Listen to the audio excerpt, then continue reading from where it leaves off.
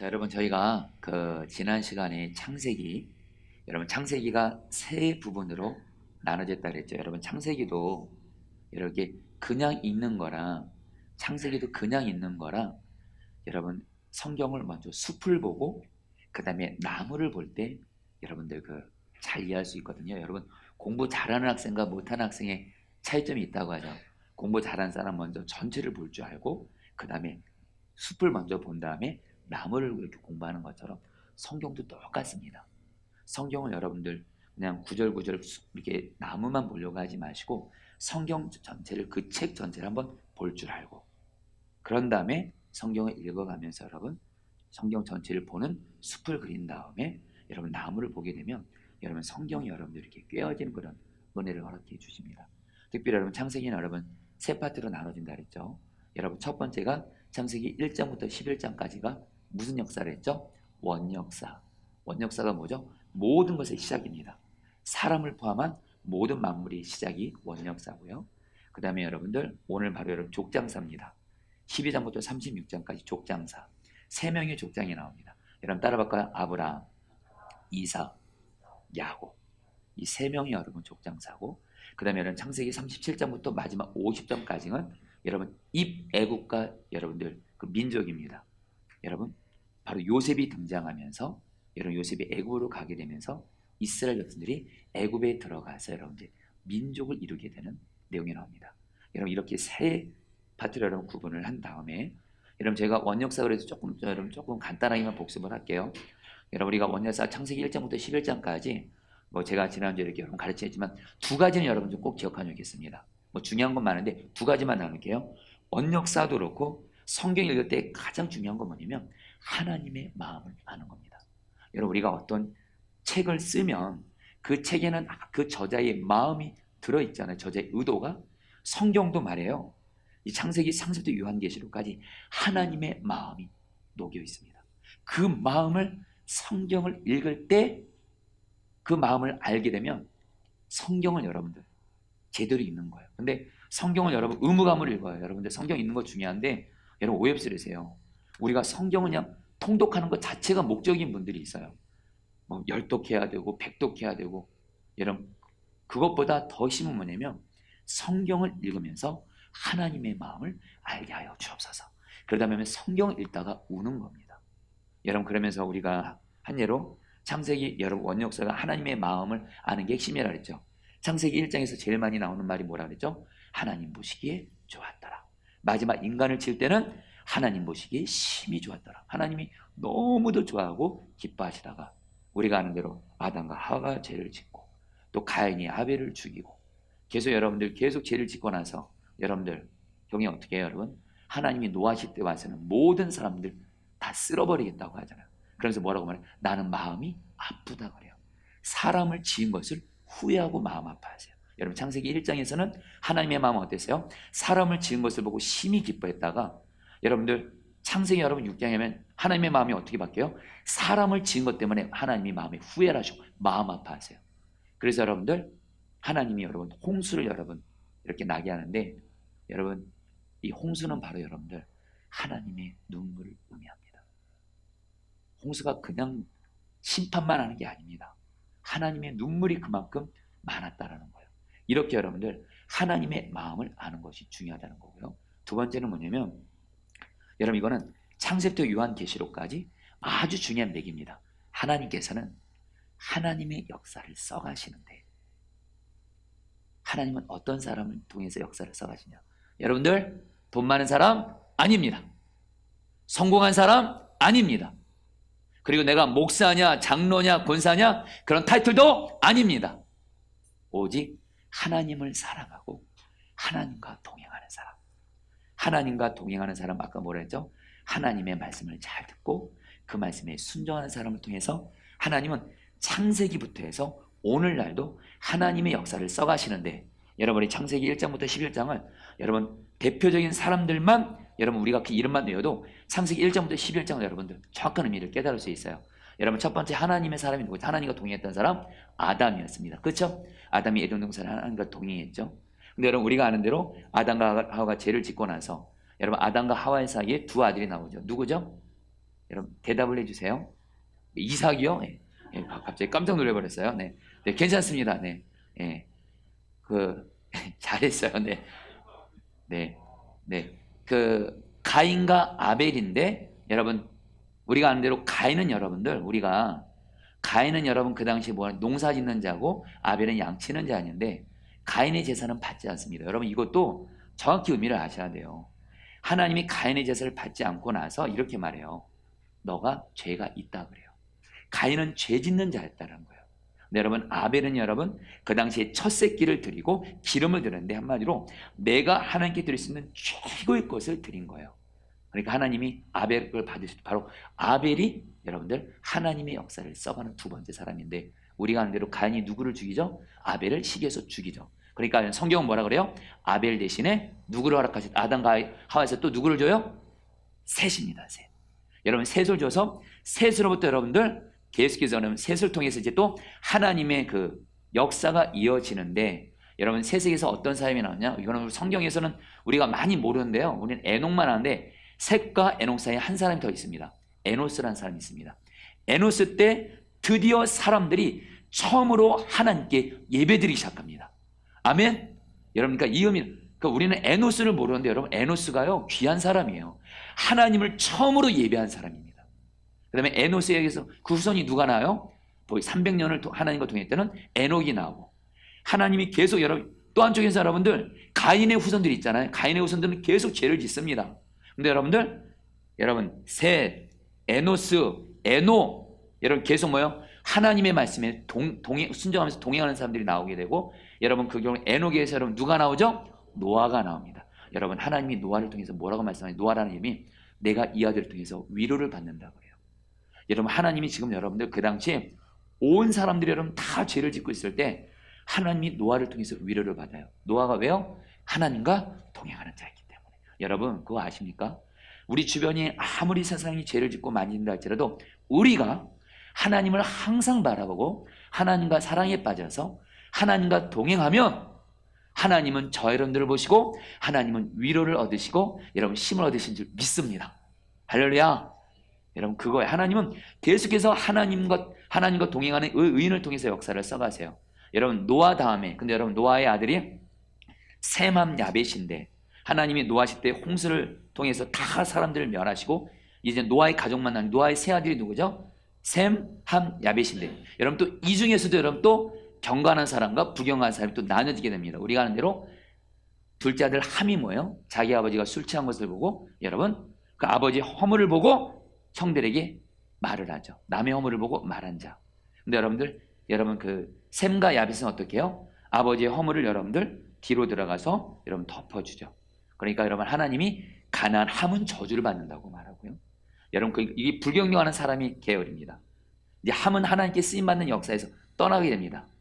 여러분 여기서 셈이 바로 여러분들 하나님께 역사를 쓰임받게 되는데 여러분 결국에는 셈에게서 여러분 노아의 세 아들을 통해서 여러분 셈한 야벳에서 온 인류가 다시 생겼는데 여러분 우리가 아는 대로 온 인류가 여러분 또 뭐예요? 바벨탑을 쌓으면서 또 죄를 짓게 되니까 여러분 하나님이 이제는 여러분들 계획을 바꾸십니다.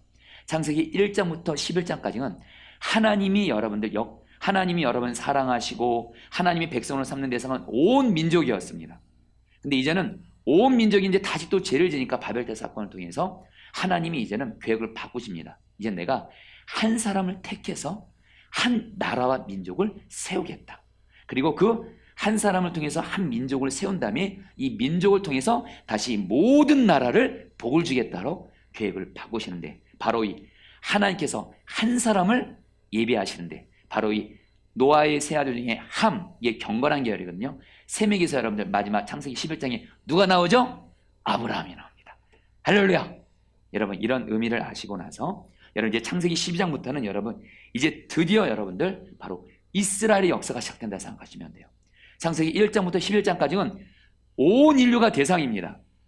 근데 여러분 이제 온 인류가 계속 죄를 짓고 바벨탑 쌓고 이러니까 이제는 하나님이 뭐예요?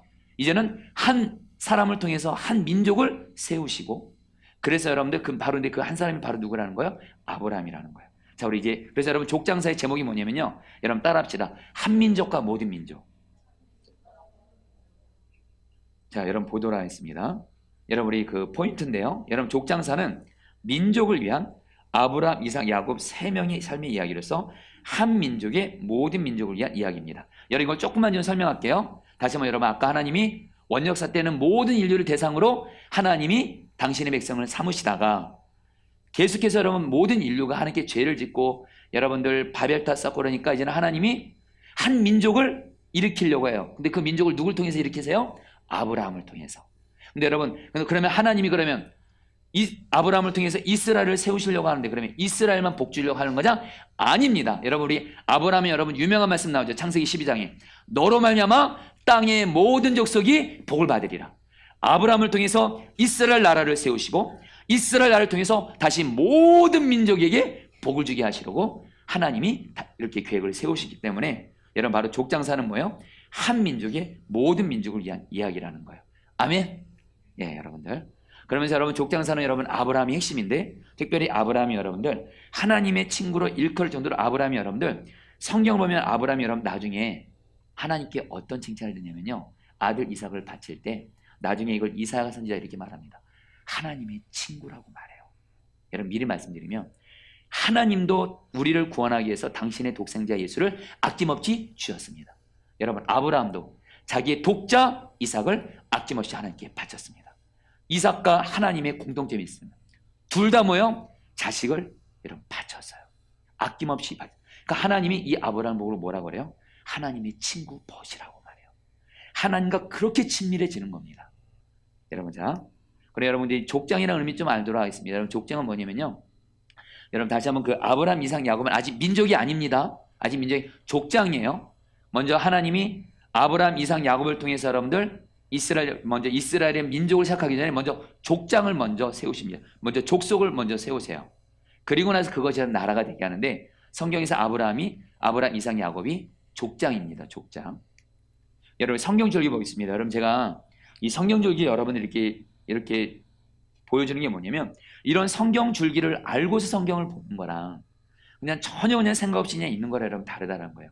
여러분 창세기 12장은 뭐죠? 갈대아 우르에서 가나안으로 아브라함이 오는 거죠. 그다음에 13장부터 22장까지 여러분 절정은 뭐예요? 아까 아브라함이 하나님과 친밀해지면서 마지막 절정이 뭐예요? 이삭까지 바치는 거예요. 하나님과 친밀해지는 내용입니다. 그 다음에 여러분 23장부터 25장은 막벨라굴에 아브라함과 사라가 여러분 죽게 돼서 묻히게 되고요. 그 다음에 여러분 아브라함과 사라의 아들이 누구죠? 이삭. 근데 이삭은 여러분들 따라 했습니다. 순종과 양보의 사람. 그 다음에 여러분 이삭에서 두 아들이 나오죠? 야곱과 에서. 여러분 갈등 일으키죠. 결국 야곱이 도망가죠. 그래서 하란에서 생활하죠. 그리고 다시 고향으로 돌아오는 게 여러분 그 족장사 여러분 줄기입니다. 자 여러분 우리 12장. 여러분 12장은 너무 중요한데요. 갈대아 우르에서 가나안으로. 여러분 창세기 12장 1절 말씀 같이 읽도록 하겠습니다. 여호와께서 시작.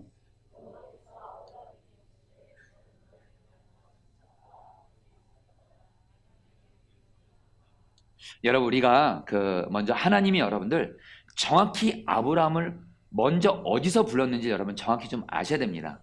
하나님이 아브라함을 정확히 어디에서 불렀냐면 갈대아 우르라는 곳에서 하나님이 아브라함을 불렀어요. 그러다가 여러분 그래서 아브라함이 순종했습니다. 그래서 하란까지 왔어요. 근데 그만 하란에서 그냥 자기 아버지 데라와 함께 그냥 정착해 버립니다. 그러다가 다시 또 하나님이 여러분 또 불러서 여러분 가나안 땅으로 부르죠.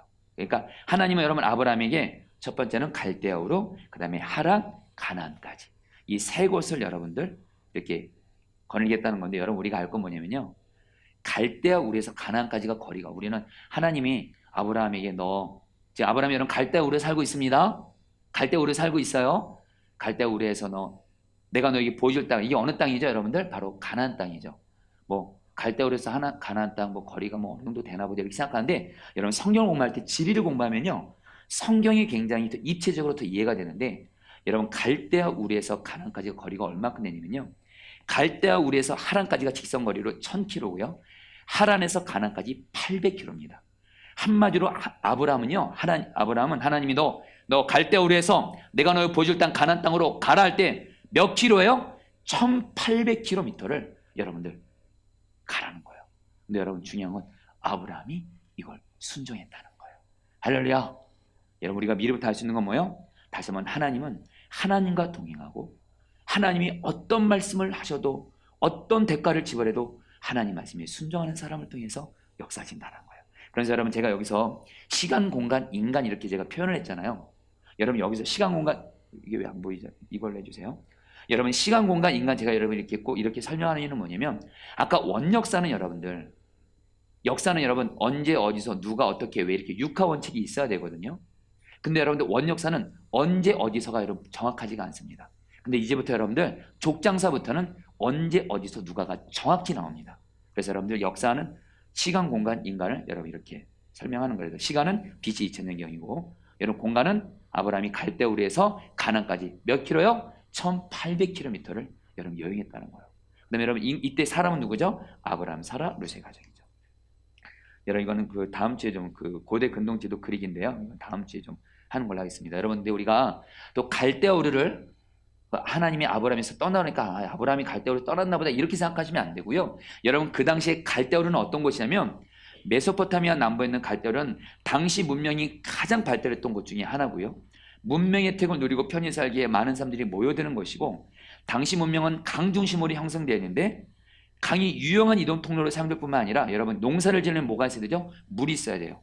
한마디로 여러분들 아브라함이 살고 있던 갈대우르는요 그 당시에 가장 살기 좋은 곳이었습니다.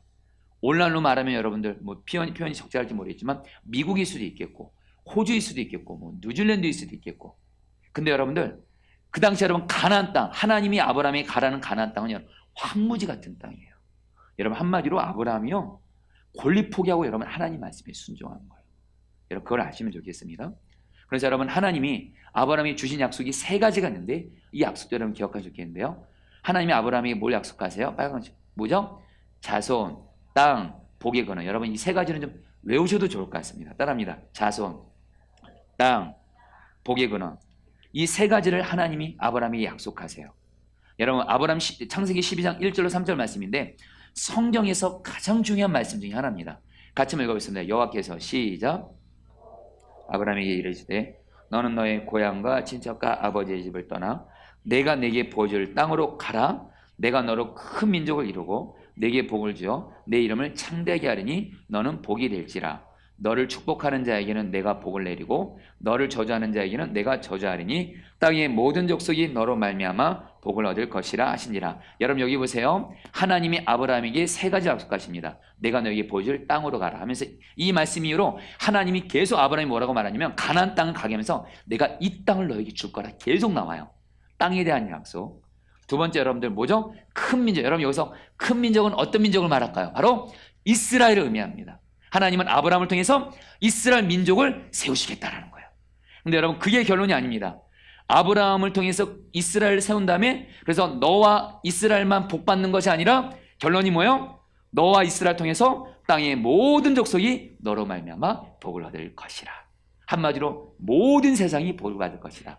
여러분 아브라함이 우리의 믿음의 조상이잖아요. 우리도 여러분 아브라함이 믿음의 조상으로서 믿음의 조상이거든요. 여러분 우리도 동일하게 이 약속이 이루어진다는 거 아십니까? 하나님은 우리에게만 복을 주시는 것이 아니라 우리를 통해서 땅의 모든 족속이 반드시 복을 받게 하십니다. 할렐루야. 여러분 그러니까 여러분들이 이거는 결코 여러분 작은 인간적인 정욕적인 기복적인 꿈이 아닙니다. 하나님이 나에게도 하나님의 축복을 주시고 나로 말미암아 온 세상 모든 족속이 나로 말미암아 복을 받게 하여 주옵소서. 근데 우리가 줄 수 있는 가장 큰 축복이 뭐죠? 예수 그리스도입니다. 아멘. 우리가 예수님을 믿으면서 받는 최고 축복은 바로 주 예수님이신데 나만 예수님 믿는 것이 아니라 땅의 모든 족속이 이 예수님의 복을 받아야 되잖아. 그래서 여러분 우리가 선교도 하는 거예요. 바로 그래서 창세기 12장 1절 3절 이 말씀은 바로 선교에 있어서 가장 중요한 말씀이기도 합니다. 여러분 믿음의 조상 아브라함, 여러분 우리 아브라함 당대와 그 후손에 이어 이루어질 하나님의 계획인 한민족과 모든 민족. 여러분 계속 두 말이 나오죠. 한민족과 믿음, 모든 민족. 아브라함을 통해서 이스라엘 민족을 세우시고 이스라엘을 통해서 모든 민족이 하나님의 복을 받는. 근데 여러분 놀라운 건 말이에요. 창세기를 읽어보면 아브라함이 이 약속을 믿습니다.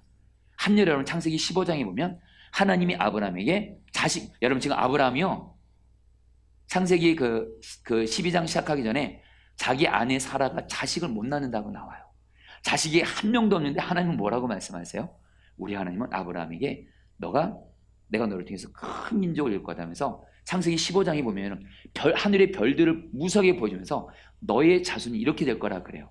여러분, 이때 성경을 보면 아브라함이 하나님을 믿었고 하나님이 아브라함을 의롭게 여겼다 그래요. 여러분, 여기서 바로 아브라함이 우리에게 믿음의 조상이 된 거예요. 할렐루야. 여러분, 우리가 하나님이 우리에게 약속을 주실 때, 여러분 아까 그런 말씀 드렸잖아요. 나를 통해서 모든 세상 민족이 복을 받을 것이다. 이 약속도 어떤 사람에게 사실 이루어지냐? 믿는 사람에게 이루어집니다. 아이, 나 하나 정도, 나는 내 가족 정도만으로 힘들어. 이런 사람은 늘 나와 내 가족계에서만 여러분들 그냥 늘 근근하게 그냥 살아가는 거예요. 하나님도 거기서밖에 은혜 못 주지만, 하나님, 나를 통해서 세상 모든 민족이 하나님의 복을 받게 하여 주시옵소서. 나로 말미암아 세상 모든 족속이 예수 그리스도를 하나님 믿게 하여 주옵소서. 여러분, 그러면 하나님이 거기 맞게 복을 주시는 거예요. 여러분, 근데 보면요, 그 당시에 모든 민족은 당시 아브라함이 정말 꿈 같은 얘기였습니다. 약속은 너무 아름다워요. 약속은 너무 커요. 근데 현실은 정반대입니다. 그 당시에 아브라함은요, 아직 족장도 아니고요, 나라도 민족도 없고요, 심지어 뭐요? 자녀도 한 명도 없는 아브라함에게 하나님은 뭐예요? 내가 너로 말미암아 큰 민족을 이루고 자손을 하늘의 별처럼 땅의 모래들처럼 많게 하실 거고, 그래서 모든 족속이 너로 말미암아 복을 받을 것이다. 여러분, 놀라운 건요, 아브라함이 이 약속을 믿습니다. 여러분, 여기서 우리 주님이 우리에게 주시는 깨달음이 있어요.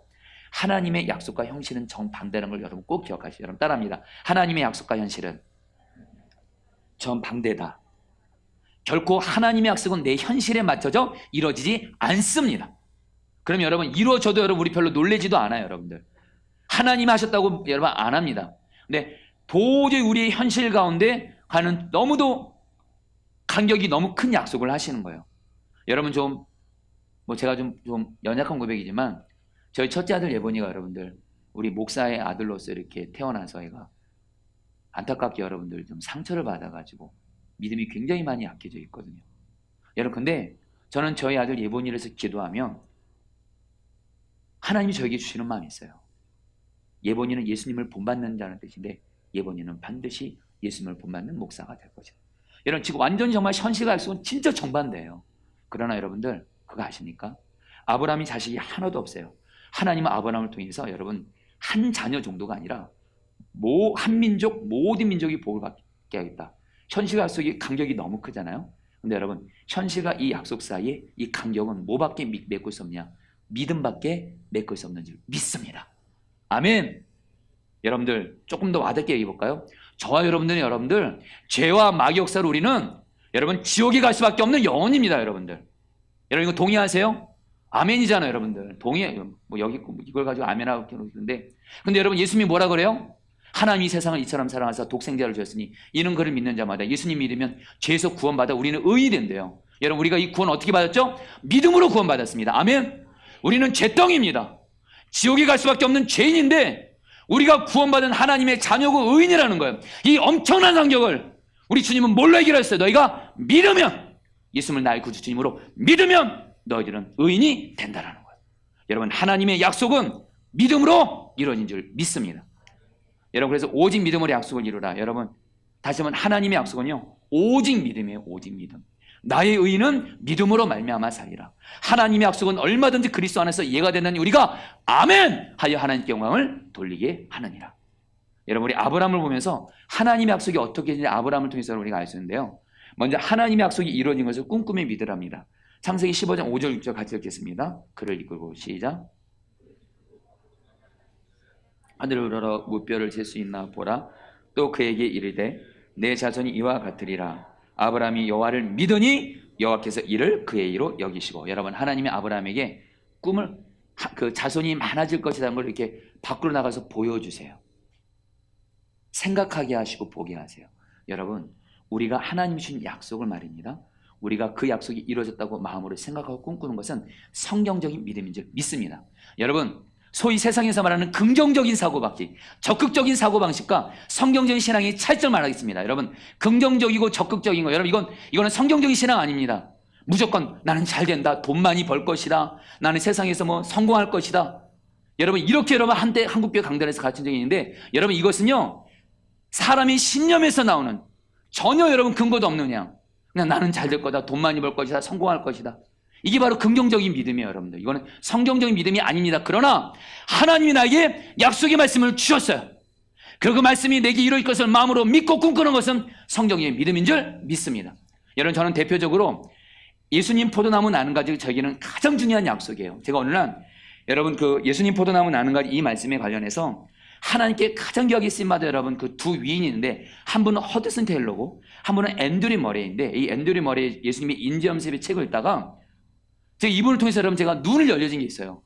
예수님 포도나무 나는 가지 이 말씀에 대해서 이 말씀이 내게 이룰 것을 마음으로 생각하고 꿈꾸며 고백하는 거예요. 그래서 여러분 저는 예수님 포도나무 나는 가지 고백할 때 제가 힘이 없을 때 예수님 포도나무 나는 가지 예수님과 내가 하는 것을 마음으로 꿈꿉니다. 그리고서 예수님은 나의 힘입니다 하며 여러분 예수님이 힘을 주시는 거예요. 여러분 하나님의 약속이 나에게 이루어지도록 마음으로 꿈꾸고 믿는 것은 귀한 성경적인 믿음인 줄 믿습니다. 여러분 두 번째는 뭐냐면요, 약속을 이루시는 하나님을 바라보셔야 돼요. 창세기 17장 1절 말씀 같이 읽겠습니다. 아브라함이 시작. 여호와께서 아브라함에게 나타나서 그에게 이르시되 나는 전능한 하나님이라 너는 내 앞에서 행하여 완전하라. 여러분 저희가 지금 아브라함의 믿음을 왜 보냐면 아브라함이 믿음의 조상이기 때문에 우리도 아브라함처럼 믿는 신앙생활을 한다는 거예요. 근데 여러분 아브라함은 뭐냐, 여러분 창세기 10장에 보니까 99세 때 하나님이 아브라함에 나타나서 이렇게 말합니다. 나는 전능한 하나님이라 너는 내 앞에서 행하여 완전하라. 여러분 아직 아브라함이 99세 때 자식이 없어요. 근데 갑자기 하나님이 나는 전능한 하나님 너는 내 앞에서 행하여 완전하라 이 말씀을 왜 하신 줄 아세요? 여러분 이 말씀 바로 앞에 여러분 창세기 여러분 12장에서 아브라함이 하나님께 약속을 받잖아요. 내가 너로 큰 민족을 이룰 것이다. 자식을 줄 것이다. 근데 시간이 지나도 자식이 안 생기는 거예요. 그러니까 아브라함이 여러분 의심이 생깁니다. 그러니까 여러분 어떡하죠? 여러분 그 당시에 여러분들 그 여자는 특별히 여러분 사례가 아기를 낳지 못하니까 그 당시에 여자들은요 자기가 자기 남편에게 아이를 못 낳아주면 남편에서 몸종을 마련해 주는 게 여러분들 결혼 계약이었습니다. 그러니까 사례가 여러분 아브라함에게 그럼 내가 나에게서 아이가 안 생기니까 내 몸종 하갈을 취하라는 거예요. 그때 여러분 아브라함이 취하면 돼요? 안 돼요? 안 되는 겁니다. 하나님은 반드시 사례를 통해서 자녀를 준다고 약속했는데 그만 여러분들 아브라함이 여러분 하갈을 통해서 이스마엘을 낳게 되죠. 한마디로 불신적인 행동을 하면서 하나님이 그때부터 성경에 13년 동안 아브라함이 나타나지 않습니다. 그러다가 아브라함이 99세 때 하나님이 나타나서 뭐라고 말씀해? 나는 전능한 하나님. 이 전능한 하나님 히브리 원어로 엘샤다이 하나님입니다. 이 엘샤다이는 뭐냐? 하나님은 하나님의 약속이 이루어진 것이 아무리 불가능해 보여도 하나님은 전능하셔서 하나님의 약속은 반드시 이루어 주신다. 지금 아브라함의 여러분들 나는 사라를 통해서 자식 못 낳는다. 그래서 절망하고 있는 여러분 아브라함이 너 나는 엘샤다이 하나님 약속을 반드시 능히 이룰 수 있는 전능하신 하나님이야. 너는 내 앞에서 행하여 완전하라. 지금 아브라함이 여러분들 하나님 앞에 불순종했잖아. 너 지금 내 앞에서 행하여 완전하라 그러는 거예요. 바로 우리는 여러분 약속을 이루시는 엘샤다이 하나님을 바라보셔야 됩니다. 할렐루야. 그 다음에 여러분들 약속이 이루어진 믿음의 말을 하셔야 돼요. 창세기 10장 5절입니다. 이제 우리는 같이 읽겠습니다. 시작. 내 이름을 아브라함이라 하지 아니하고 아브라함이라 하리니 이는 내가 너를 여러 민족의 아버지가 되게 함이라. 여러분 하나님이 아브라함이 우리한테 100세 때 드디어 자식을 주거든요. 하나님이 더 이상 안 되겠는지 아브라함이 믿음을 지켜야 되니까 여러분 다시 한번 하나님의 약속은 믿음을 통해서 이루어지는데 아브라함이 여러분 불순종하기도 하고 이런 믿음이 흔들기도 하니까 하나님이 뭐예요? 먼저 나는 엘샤다이 하나님 전능한 하나님을 바라보게 하면서 아브라함에게 믿음의 말을 하기 위해서 이름을 바꿔버립니다. 여러분 아브라함을 뭐라 그래요? 아브라함이 여러 민족의 아버지라는 뜻이고 사라의 이름을 사라가 뭐죠? 여러 민족의 어머니죠. 이름을 바꾸면서 이제부터 무슨 말을 하게 해요? 믿음의 말을 하게 합니다. 그리고 나서 여러분들 그 다음에 보면 창세기 21장에 가면 하나님이 말씀하신 대로 하나님께서 이삭을 주셨다는 말씀이 나오면서 약속이 이루어져요. 사랑하는 여러분 우리가 말로써 하나님의 약속을 믿음의 말을 해야 될 줄 믿습니다. 여러분 다시 한번 저는요 긍정적인 말하라는 의미가 아닙니다. 여러분들 그냥 내가 하나님께 약속을 받지도 않는 가운데 나는 잘 될 거다, 나는 성공할 거다, 나는 뭐 큰일 할 것이다 이게 아니고요 하나님이 내게 주신 약속이 있으면 그 약속의 근거에서 여러분 우리의 믿음의 대상은 오직 주님이시고 믿음의 내용은 주님의 말씀인 줄 믿습니다. 여러분 따라했습니다. 나의 믿음의 대상은 오직 주님, 나의 믿음의 내용은 하나님의 말씀. 할렐루야. 이겁니다. 이게 신앙생활이에요. 여러분 말씀에 의지해서 하나님이 아브라함이 믿음의 말을 하게 하죠. 그래서 약속이 이루어져요. 여러분, 우리가 예수님을 믿는 우리에게 가장 큰 약속 중에 하나가 저는 나는 죽고 예수 사는 복음이라고 저는 믿습니다. 근데 여러분 이미 아시죠? 어떤 사람이 나는 죽고 예수를 사는 사람이 실제가 될 수 있을까요? 여러분들, 성경은 말합니다. 히브리서 갈라디아서 2장 20절도 그렇고 히브리서 6장 11절에 뭐라 그래요? 나는 죽고 예수로 사는 사람이 되었다고 믿으라 여기라 말하라 그래요. 그래서 여러분들, 나는 죽고 예수로 사는 사람이 어떤 사람이 되냐? 수시로 나는 죽었습니다. 예수님 나의 생명입니다. 여전히 나는 죄에 넘어지고 여전히 나는 부족하고 질그릇 같아도 나는 죽었습니다. 예수님 나의 생명이십니다. 할렐루야. 이렇게 믿음의 말을 하는 사람이 그렇게 된다는 거예요. 여러분, 드디어 여러분 아브라함이 이삭을 번제로 바치는데요. 이사야 40장 8절에 나의 벗 아브라함의 자손아. 여러분, 시간은 BC 2000년대, 여러분 부엘사바의 3일길인데, 여러분 이걸 좀 설명하면요, 아브라함이 얼마나 하나님 말씀에 순종을 잘했냐면, 어느 날 여러분 아브라함이 이삭이 얼마나 이뻤겠어요. 100세 때 낳은 드디어 첫 아들인데 하나님이 이삭을 바치라는 거예요. 근데 여러분 놀라운 건요, 창세기 여러분들 창세기를 보면 아브라함이 이삭을 바치라는 하나님의 말씀에 곧바로 순종해서 다음날 아침에 일찍 일어나서 여러분들 모리아산까지 가는데 3일이 딱 걸립니다. 쉬지 않고 걸어가면. 근데 딱 3일이 걸렸다 그래요. 한마디로 아브라함은 지체하지 않고 순종했다라는 거예요. 여러분, 하나님이 말씀하시면 그대로 순종하시기를 축복합니다. 여러분, 지금 저희가 전도 취재하고 있잖아요. 여러분, 다시 한번, 예수 믿는다고 해서 다 하나님과 동행하는 사람 아닙니다. 여러분들, 어떤 사람이 하나님과 동행하는 사람인가? 이번에 여러분 저희가 전도 축제에서 우리 전도합시다. 예수님이 전도하라고 했습니다. 내게 있는 예수님의 생명 나누라고 했습니다. 그래서 어떤 분들은 정말 내가 주님 말씀에 순종해서 전도를 하고 있어요. 또 어떤 분들은 정말 나의 부모님 전도하기 위해서 지방까지도 갔다 옵니다. 그게 바로 여러분도 주님과 동행하는 사람이고, 하나님은 그런 사람을 통해서 하나님의 역사를 써가시는데, 여전히 전도하라고 그랬는데도 이건 남의 일이에요. 관심 없어요. 여전히 내 것에, 내 문제에 푹 빠져 있어요. 그 사람은 주님과 동행하는 사람 아닙니다. 그러니까 성경의 이야기가 나의 이야기가 아니에요. 여러분, 주님 말씀하시면 오직 순종만 하는, 지체 없이 순종하는 저 여러분 되기를 축복합니다. 네, 아멘을 또 크게 해주셔서 감사합니다.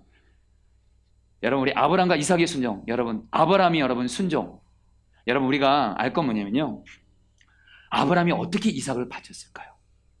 여러분, 자식을 한마디로 하나님이 죽이라는 거였거든요. 네 손으로. 근데 아브라함은 여러분 순종했어요. 여러분, 그것은요, 요거 한 가지만을 말씀드립니다. 여러분, 여러 이야기가 있습니다. 히브리서를 보면 하나님이 아브라함에게 믿음이 있었다는 거예요.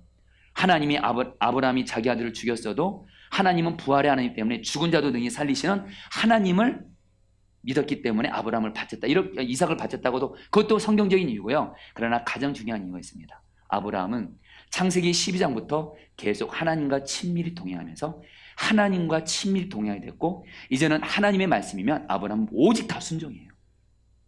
그래서 뭐요? 특별히 아브라함은 여러분들 순종하기 어려운 하나님의 말씀을 주목한 것이 아니라 순종을 요구하시는, 자기가 여태까지 경험한 하나님은 어떤 하나님이세요? 선하신 하나님이시라는 거예요. 선하신 하나님을 바라봤기 때문에 이삭을 드릴 수 있었다는 거예요. 다시 한번 여러분들, 우리가 주님 말씀에 순종하는 가장 확실한 방법 말씀드리겠습니다. 하나님이 나에게 순종하기 어려운 말씀을 하실 때 순종하기 어려운 그 내용을 바라보고 묵상하지 마시고, 나에게 이렇게 순종하라고 말씀하시는 그 주님은 어떤 주님이세요? 나를 사랑하사 나를 위해 예수까지 아끼냐 하신 너무도 좋으신 하나님이십니다. 나에게는 하나님은 최고이십니다. 할렐루야.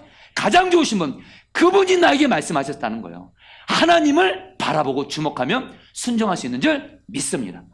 여러분, 제가 이미 여러 번 간증했지만, 여러분 제가 포도나무에 분리개척하기 전에 여러분 몇몇 곳에서 임지가 나왔다 그랬잖아요. 여러분, 강경에서 임지가 나오기도 하고요. 여러분, 일영에서도 여러분 임지가 나오기도 하고요. 철원에서도 여러분 임지가 나오기도 하고요. 철원에 가면, 철원에 여러분들 우리 유목사님이 한번 불러서, 왕정 목사 철원에 임지가 났는데 갈 거냐 그래서 솔직히 인간적으로 안 가고 싶었습니다. 특별히 또 그때가 또 겨울이었어요. 여러분들, 겨울 때 철원이 얼마나 춥습니까?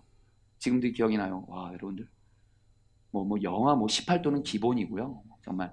근데 여러분들, 그때 철원을 인간적으로 가고 싶지는 않았는데 주님께 기도하면 철원을 가라는 그 내용보다 철원을 가라고 말씀하시는 그 주님은 저에게 선하신 분이기 때문에 주님이 순종할 수 있게 하셨거든요. 여러분 어쨌든 우리가 순종은요, 여러분들 순종을 요구하는 선하신 주님을 바라볼 때 우리도 아브라함처럼 순종할 수 있게 되는 줄 믿습니다. 그러니까 순종 못하시는 분들의 특징이 있어요. 하나님이 나에게 이렇게 순종하기 어려운 걸 말씀하셨구나. 이게 아니고 여러분들 이 순종을 말씀하신 선하신 주님을 바라보면 순종할 수 있습니다. 여러분 이삭도 여러분 순종의 사람인 거 아십니까? 아브라함이 아들 이삭을 묶은 이유는요, 여러분 이삭을 묶었거든요. 여러분들 아브라함이 이삭을 바칠 때 이삭이 청소년이었던 걸 여러분 기억하셔야 돼요. 이삭이 어렸다면 묶을 이유가 없습니다. 태어난 지 8일 만에 여러분 이삭이 할례 때는 묶지 않았습니다. 어차피 애기니까 힘도 없으니까. 그러나 여러분 모리아산에서 여러분 이삭은 얼마든지 청소년이가 여러분들 저항할 수 있는 힘이 있습니다. 여러분들 근데 여러분들 근데 중요한 건 여러분 이삭은요 순순히 아버지에게 묶임으로 순종을 합니다. 여러분 그래서 우리 아브라함아 하나님의 아브라함을 두 번 부르잖아요.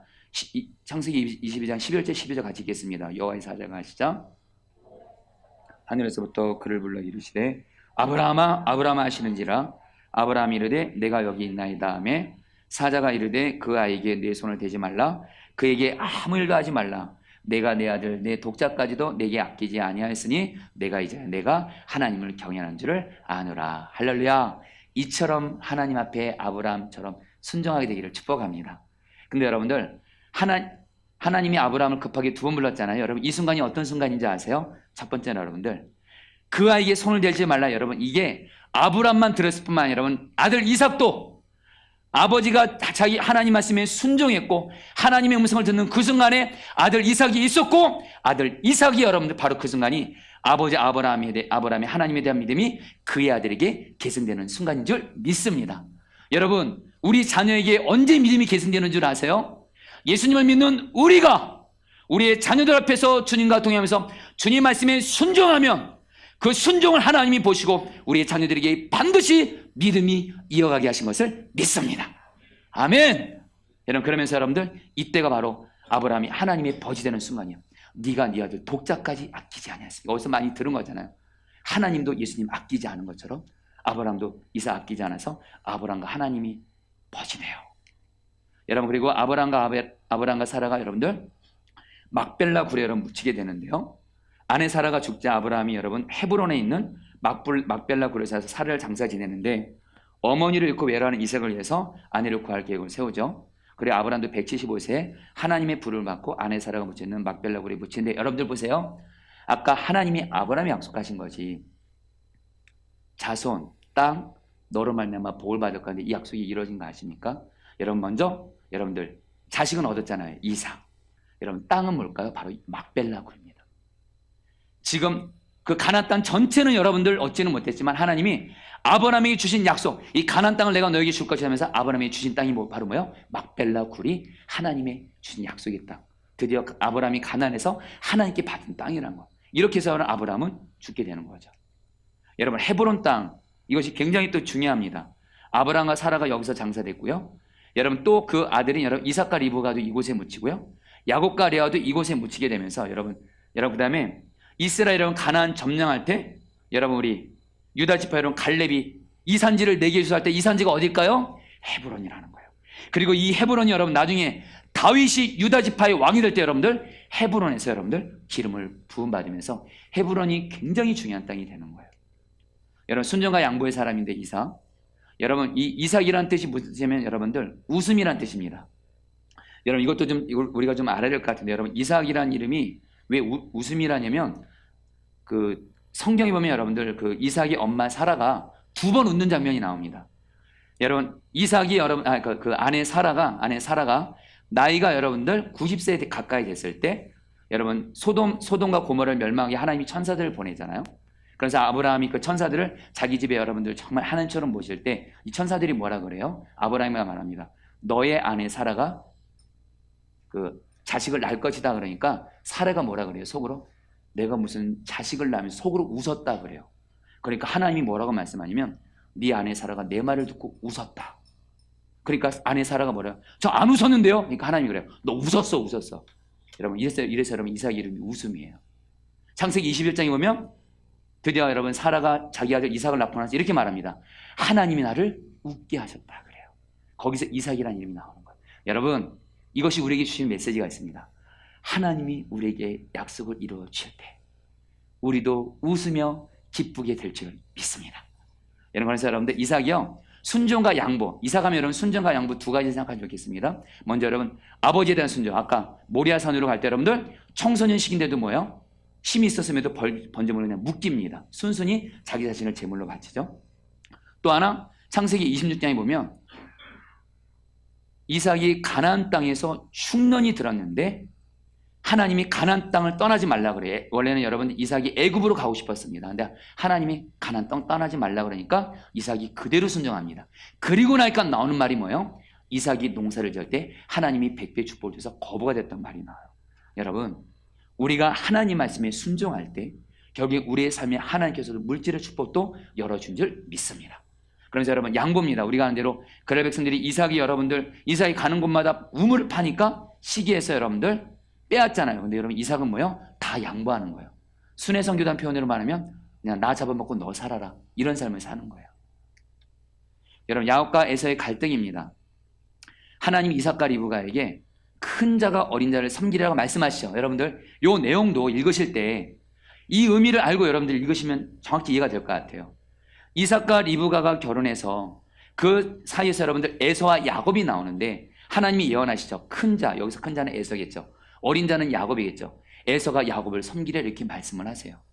그러면 이삭과 리브가는 이 문제를 신중하고 성숙하게 처리했어야 되는데, 그러나 이삭은 뭐예요? 한마디로 하나님께서는 야곱을 쓰시겠다는 거예요. 근데 여러분 이삭은요, 이런 하나님의 뜻을 소홀히 여긴 채 큰아들 에서에게 축복하려고 하죠. 이 사실, 이것부터가 여러분 이삭도 실수하는 거고, 또 이 사실을 알아채는 리브가는 뭐예요? 하나님의 말씀을 남편 이삭에게 상기시켜줘야 되는데 옳은 절차를 생략한 채 아들 야곱에게 거짓말해서 아버지를 속여 축복을 받게 하죠. 여러분 여기서는 여러분들 이삭이든 리브가든 지금 하나님 말씀 앞에 잘못 가고 있다는 것을 우리가 성경을 보면서 알아야 돼요. 여러분 이 장자란 말은 시브리 여러분 백호라는 건데 짐승의 초태성을 가리키는데 장자의 상속권을 뜻하는데, 부모로부터 다른 형제들이 받는 재산보다 장자는 2배 더 많은 재산을 상속받는 특권이 있다는 것도 여러분 아시면 좋겠고요. 여러분 그다음에 여러분 야곱이 여러분 결국에는 우리가 아는 대로 야곱이 자기 에서에게 여러분 그 팥죽 한 그릇으로 여러분들 그렇게 장자권도 빼앗고, 나중에 여러분 이제 그 뭐죠? 이삭이 죽는 날이 다가올 때 축복해 주려고 할 때 에서를 축복하려고 하죠. 이때 여러분 이삭이 눈이 보이지 않으니까 여러분 리브가가 어떻게 해요? 여러분 우리 뭐죠? 우리 야곱을 이렇게 에서처럼 여러분 분장시켜 가지고 맛있는 음식 해줘 가지고 결국 야곱이 여러분 축복받잖아요. 이 일을 알고 여러분 에서가 야곱을 죽이려고 하니까 여러분들 그 어머니 리브가가 뭐라 그래요? 너 빨리 내 삼촌이 오빠 라반의 집으로 가라 해서 결국에는 하란으로 도망가게 됩니다. 여러분 그래서 이렇게 도망가는 내용이 나오고요. 여러분 야곱의 하란 생활인데요, 야곱의 삶의 방식, 여러분 이거는 좀 같이 여러분들 좀 읽어보도록 하겠습니다. 여러분들 읽는 동안 제가 조금은 좀 쉬겠습니다. 같이 읽어보겠습니다. 할아버지 시작.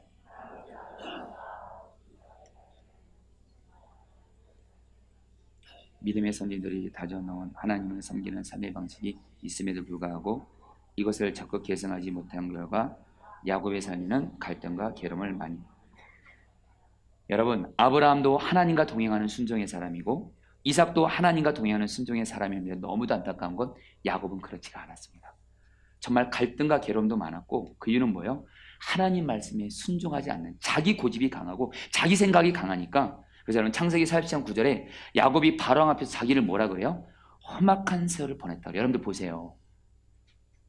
우리가 하나님 말씀에 순종하는 삶은 물론 과정 중에 어려움도 있고 그렇긴 하지만 하나님과 순종하는 삶은 결국에는 하나님이 우리의 삶을 또 평안 가운데 인도하시면 내 고집대로 내 생각대로 내 의가 강하면 야곱처럼 우리도 험악한 세월을 살 수 있다는 걸 꼭 기억하셔야 됩니다. 이것은 험악한 세월을 보냈다는 건 결코 자랑이 아니라는 거예요. 여러분 야곱의 가족이 여러분 4명의 부인이 있었고 12명의 아들이 있는데 이들이 나중에 12지파가 되는데 여러분 그 교재에 있는 거 참고하시면 될 것 같고요.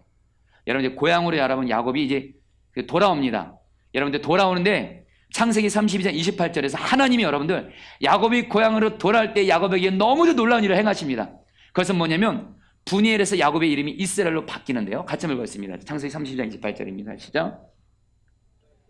내 이름을 다시는 야곱이라 부를 것이 아니요 이스라엘이라 부를 것이니 이는 내가 하나님과 및 사람들과 겨루어 이겼습니다. 여러분 하나님이 야곱에게 뭐라 그러죠? 내가 너를 야곱이라 부르지 않겠죠. 여러분 야곱이 뭐죠? 태어날 때 야곱이 자기 형이 발꿈치를 붙잡았잖아요. 속이는 자란 뜻입니다. 실제로 야곱의 삶은 속이는 삶이었어요. 근데 여러분, 야곱이 하나님의 이렇게 씨름하면서 여러분 이스라엘 이름이 바뀌면서 이것이 뭐예요? 하나님과 사람들과 겨루 이겼다는 거룩한 이름을 얻게 되는데, 여러분 이것이 오늘날 저 여러분에게도 그대로 이루어진 거 아십니까? 우리가 예수 그리스도를 믿기 전에는 우리는 죄인이고 잿덩이고 지옥에 갈 수밖에 없고 마귀의 자녀고 마귀의 여러분 종이었지만, 예수님을 믿고 십자가 은혜로 말미암아 십자가에서 우리의 이름이 바뀐 줄 믿습니다. 뭐예요? 하나님의 자녀가 되었습니다. 나는 죽고 예수가 산 사람이 되었습니다. 예수님 때문에 의인이 되었습니다. 할렐루야. 십자가에서도 우리의 이름이 바뀌었다는 걸 기억하셔야 돼요. 바로 이름이 바뀐 걸 통해서 우리의 이름도 십자가를 통해서 바뀌었다는 것을 이렇게 알시 좋겠고요. 여러분, 가나안은요 아브라함에게 지시할 땅이었죠.